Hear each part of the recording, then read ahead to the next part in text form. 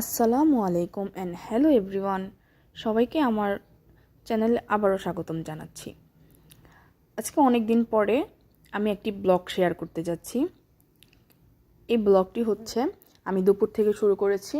দুপুরে কী রান্নাবান্না করব সেগুলোই আজকে আপনাদের সাথে শেয়ার করব। আজকে তেমন কিছু রান্না করব না, আজকে খুব সিম্পলভাবে রান্নাবান্না করব। প্রথমে এখানে পেঁয়াজকলি নিয়ে নিয়েছি, পেঁয়াজকলিগুলোর ভাজি করব। ইলিশ মাছ ভুনা করব। যে ইলিশ মাছগুলো কাটাই ছিল, কেটেই নিয়ে আসছিল, তো এগুলো ভালো করে পরিষ্কার করে নিব। এখানে দুপুরের জন্য আর রাতের জন্য রান্না বান্না করব।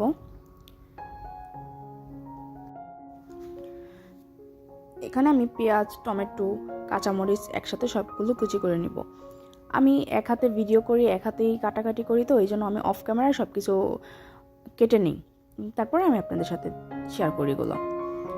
তো আমার হাজব্যান্ড কাঁচামরিচের ঝালটা খুব বেশি পছন্দ করে, শুকনো মরিচের ঝালটা খুব একটা পছন্দ করে না, এই জন্য কাঁচামরিচটা কাটতে হয় বেশি। এখন আমি এখানে ইলিশ মাছটা ভুনো করে নেব। এর জন্য আগে প্যানে পরিমাণ মতন তেল দিয়ে বেশি করে পেঁয়াজ দিয়ে নিচ্ছি। পেঁয়াজ আর কাঁচামরিচটা একসাথে ভেজে নেব। রান্নাবান্না আসলে সবাই করতে পারে, কিন্তু রান্নাবান্নার এক একজনের রান্নাবান্না করার স্টাইলটা এক এক রকম আর কি। তো আমি কিভাবে রান্না করি সেটাই আজকে আমি আপনাদেরকে দেখাবো। প্রথমে এখানে আমি পেঁয়াজগুলো হালকা ব্রাউন কালার করে ভেজে নিয়েছি, খুব বেশি একটা ভাজিনি, কারণ বেশি একটা ভাজলে আমার কাছে কালারটা কেমন যেন লাগে, ভালো লাগে না।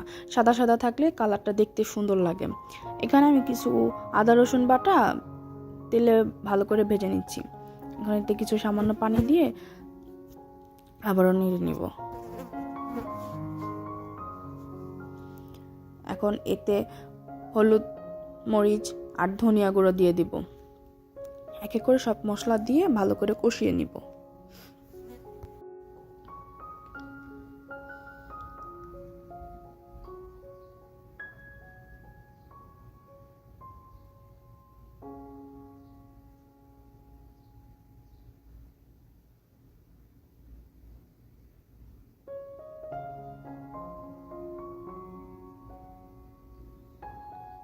এই তো আমি পেঁয়াজের সাথে ভালো করে মশলাটা ভালো করে কষিয়ে নিচ্ছি।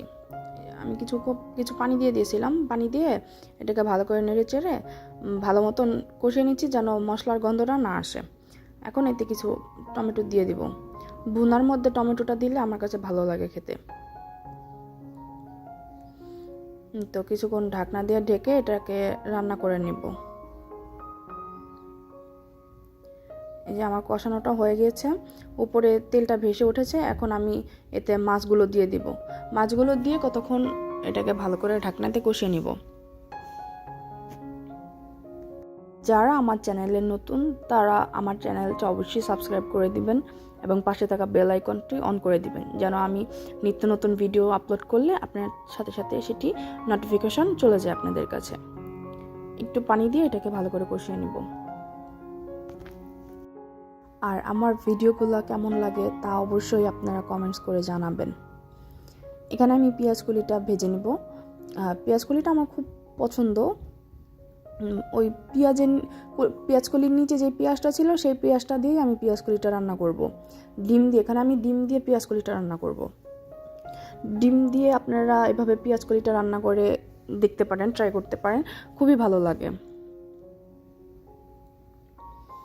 পেঁয়াজটা ভালো করে ভাজা ভাজা হলে এখন আমি এতে কিছু সামান্য কাঁচামরিচ দিয়ে দিব।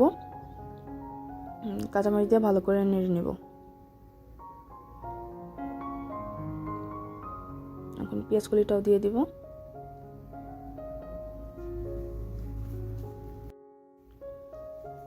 কিছু সামান্য পরিমাণ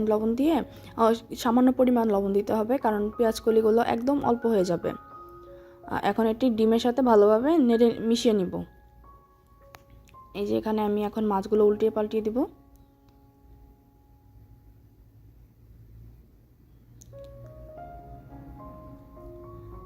আমার মাছগুলো কষানো হয়ে গেছে, এখন একটু পানি দিয়ে দেব।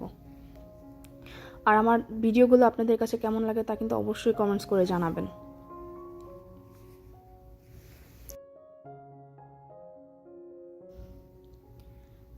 এই তো মাছে পানি দেওয়া হয়ে গেছে, এখন এটা ঢাকনা দিয়ে কিছুক্ষণ রান্না করে নিব। আর এখানে আমার পেঁয়াজ কলিটাও অলরেডি হয়ে যাচ্ছে, আমি নাড়াচাড়া করে কিছুক্ষণ পরে এটা নামিয়ে নিব। আর এখানে আমি আজকে ডিমও রান্না করব, কারণ এখানে ছুটিতে আমার হাজব্যান্ড এবং আমার দেবরও আর আমার ভাসুরের ছেলে আমরা একসাথে খাওয়া দাওয়া করি। ও আবার ইলিশ মাছটা পছন্দ করে না, ও ইলিশ মাছটা খায় না, অ্যালার্জির কারণে ও ইলিশ মাছটা খায় না। তো এখানে আমি আমাদের 3 জনের জন্য পেঁয়াজ কলিটা আর ইলিশ মাছটা রান্না করে নিচ্ছি। এই তো হয়ে আসছে, এখন আমি কিছু কাঁচামরিচ দিয়ে এটা কিছুক্ষণ রান্না করে এটা নামিয়ে ফেলবো। এখানে আমি ধনেপাতা দেই নাই, কারণ ইলিশ মাছে ধনেপাতাটা দিলে ইলিশ মাছের ঘ্রাণটা আসে না। এই তো আমার ইলিশ মাছটা এখানে হয়ে গিয়েছে, এখন এটা ঢাকনি দিয়ে রেখে দেব। এই তো এখন এই পাশে আমি ডিম ভুনা করতেছি আমার ভাসুরের ছেলের জন্য। ও মাছটা খায় না, ওর মাছে অ্যালার্জি আছে, এই জন্য এখানে ওর জন্য আমি 3টা ডিম ভুনা করে নেব। পেঁয়াজের মধ্যে কিছু টমেটো, হলুদ মরিচ দিয়ে কিছুক্ষণ কষিয়ে নিব, নাড়াচাড়া করে কিছুক্ষণ কষিয়ে নিব।